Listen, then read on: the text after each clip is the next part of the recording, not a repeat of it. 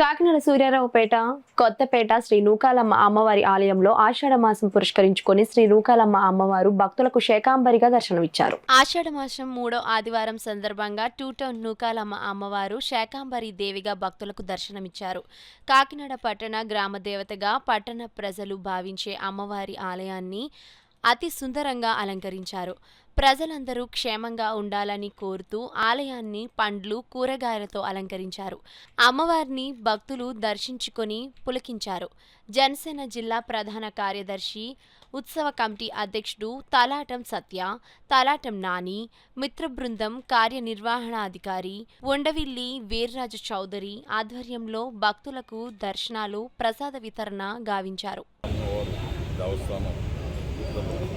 ఉగాది సంవత్సరం అయిపోయింది. ఇప్పుడు శాకంబరి వారు వనబడి కొండబాబు గారు ఆధ్వర్యంలో తోట సుధీర్ గారు, అలాగే మన టీఓ గారు, మన సిపి గారు ఆధ్వర్యంలో బాగా భక్తులందరూ కూడా సహకరించి రాత్రి నుంచి కూడా అందరూ అలంకరించి ఈరోజు తీర్థ ప్రసాదాలు ఉచితం దర్శనం, టికెట్ గట్ట ఏం లేదు, ఉచిత దర్శనం అందరూ ప్రజలందరూ కూడా రావాలని కోరుకుంటున్నారు. అందులో వారిని ఈరోజు దర్శనం చేసుకోవడం కోసం అన్ని దేవాలయాల్లో కూడా ఆషాఢ మాసం ప్రీతిని భక్తులందరికీ కూడా అమ్మవారు చల్లని దీవెనలు అందించాలని, వారి కుటుంబాలన్నీ కూడా సుఖశాంతులతో వెలగాలని మరి దేవాదాయ శాఖ తరఫున మా దేవాదాయ శాఖ మార్చులు ఆనం రామనారాయణ రెడ్డి గారు మరియు మా కమిషనర్ రామచంద్ర మోహన్ గారు, ప్రిన్సిపల్ సెక్రటరీ వినయ్ చంద్ గారు ముగ్గురు కూడా ఇప్పటికే పలు పర్యాయంలో బీసీల ద్వారా స్వచ్ఛంద మీటింగుల ద్వారా మమ్మల్ని అందరినీ ఆదేశాలు జారీ చేసి ఉన్నారు.